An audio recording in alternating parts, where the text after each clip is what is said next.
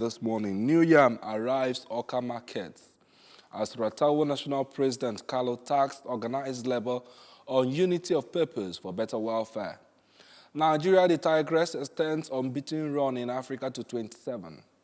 Woman dies in Brazil with dozens of iPhones glued to her body. Those are the stories that we have on ABS website news this morning. There are other stories as well on ABS website. If you want to get the details, log on to any of our platforms and get updates as they happen from across the state. Let us look at some national dailies before us this morning. We start with the Guardian newspaper. The banner headline on the Guardian newspaper is a feature here. Rice revolution, lean harvest diminishes robust policies. Find the details of that report on pages 8 to 9 of the Guardian Weekend this morning. Federal government sweeping reforms to end both mishaps as committee submits report. U.S. social media to build, not break Nigeria, Tinubu tells youth. Use social media to build, not break Nigeria, Tinubu tells youth. Mbata's quantity surveillance on implementable frameworks as we have court dismisses suit challenging MTN Nigeria board appointment. We also have on top of the masthead there, towards eliminating trade barriers, enhancing economic integration in Africa. Super Falcons, super reward without super future. Find the details of that on the back page of the Guardian newspaper this morning. We also have from Annie Foundations Off-Grid Electricity, rays of light illuminate Mayo Selbe after decades in darkness. Those are the major stories on the Guardian newspaper for this morning. From the Guardian, we move to the Saturday Punch and the major banner headline that we have this morning, Nigeria must go. How Ghana's business rules, landlord actions trigger xenophobic fear. How Nigeria's business rules, landlords' actions trigger xenophobia. Igbo community suspends Yam Festival. Traders allege restriction. President Mahama promises safety of Nigerians and property. We also have two Babas remarriage to raises legal questions on divorce and bigamy. Falcons 150 million naira gift sparks outrage among retired soldiers. Cops battling poverty. Falcons 150 million naira gift sparks outrage among retired soldiers. Cops battling poverty. Scary tales of Nigerian mothers soothing babies with alcoholic drinks. Find the details of that story on the Saturday Punch this morning. We also have seeing kids return from school after my son died in Sockaway breaks me. Transporter tells the Punch. I stopped corrupt colleagues from killing traveler with cash-filled bag. Retired Deputy Superintendent of Police. I stopped corrupt colleagues from killing traveler with cash-filled bag. 800,000 fresh undergraduates to face NDLEA drug tests from September. Striking nurses to consider federal government's offer today. Those are the major stories that we have this morning on the Saturday Punch newspaper. From the Saturday Punch, we look at the Weekend Trust. The big story on the front page of the Weekend Trust, how Kaduna Forum missed target. 2027, how Kaduna Forum missed target.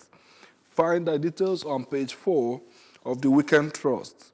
Nurses, federal government disagree over strike suspension. That's the first story that we have below the masthead. 2027 voter registration to commence August 8th. 29 years after, Pfizer vaccine victims speak. Why forest guards are yet to take off 2 months after. Those are the stories that we have. That's the big story again on page 9 of the Weekend Trust this morning. We also have encounter with illegal Nigerian immigrants in Saudi Arabia, page 27.